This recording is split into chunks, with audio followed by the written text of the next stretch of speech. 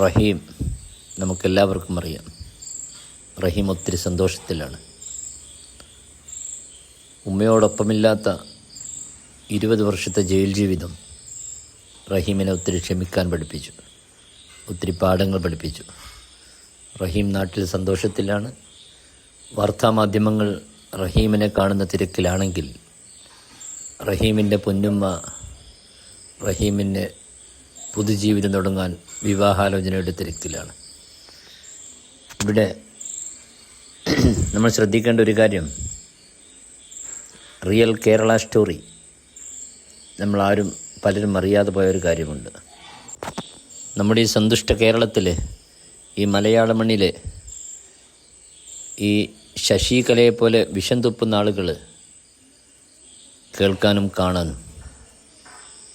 ഒരു കരുനാഗപ്പള്ളി സ്വദേശിനി Sophia,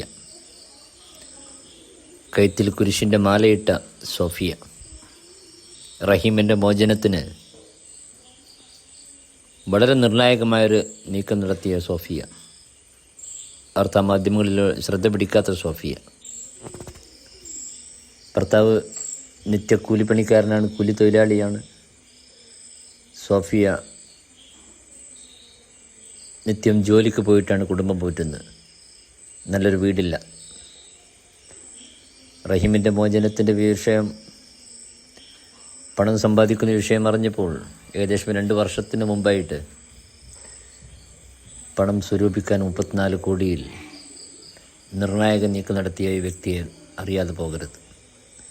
Sophia തൻ്റെ കഴുത്തിലുള്ള സ്വർണം ആഭരണമല്ല, താലിമാല.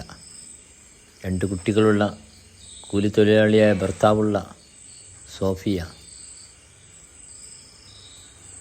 റഹീമിൻ്റെ മോചന ഫണ്ടിലേക്ക് താലിമാല കൊടുത്തു. ഇതാണ് റിയൽ കേരള സ്റ്റോറി. ഇതൊക്കെ വിഷം തുപ്പുന്ന ശശികലമാർ കേൾക്കണം, കാണണം.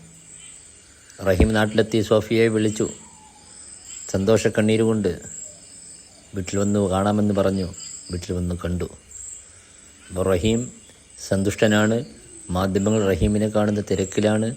റഹീമിൻ്റെ ഉമ്മ റഹീമിൻ്റെ വിവാഹാലോചനയുടെ തിരക്കിലാണ്. Real Kerala story. Good bye, Haneefa Kattappara.